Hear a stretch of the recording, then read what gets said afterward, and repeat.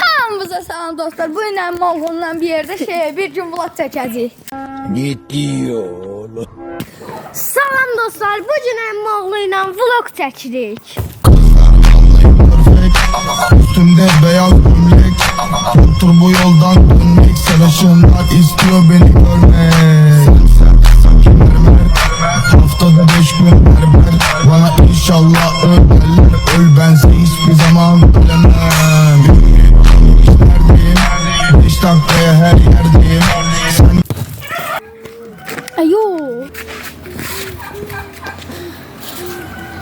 Salam dostlar. Qabağımızda Kylian Mbappe. No. Sür.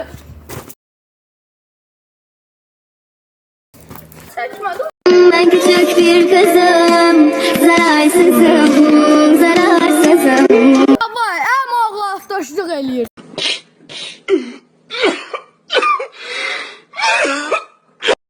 İndi avtoşluq eləyirik.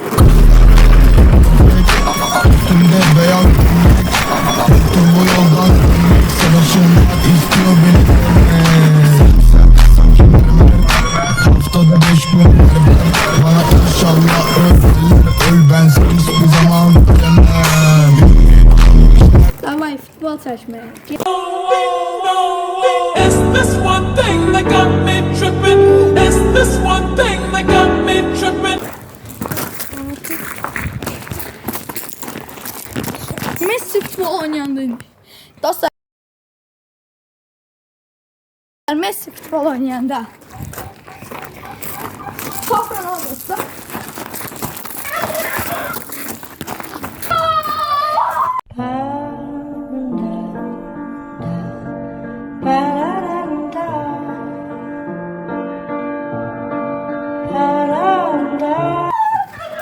Sence nerede Ronaldo futbol oynayanda? Ronaldo futbol oynayanda.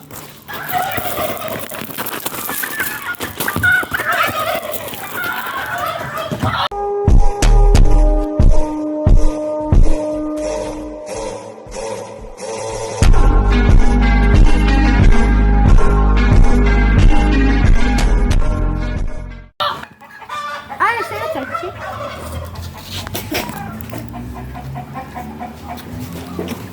Sana.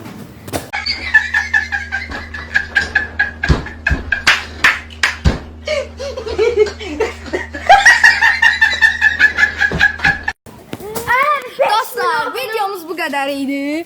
Eğer bu videoya 300 like gelse amma bütün sağlam çırpırıq dostlar. Biz də 20 like-da bütün günümüzü çəkəcəyik. Bye bye. Bye bye. Bye bye.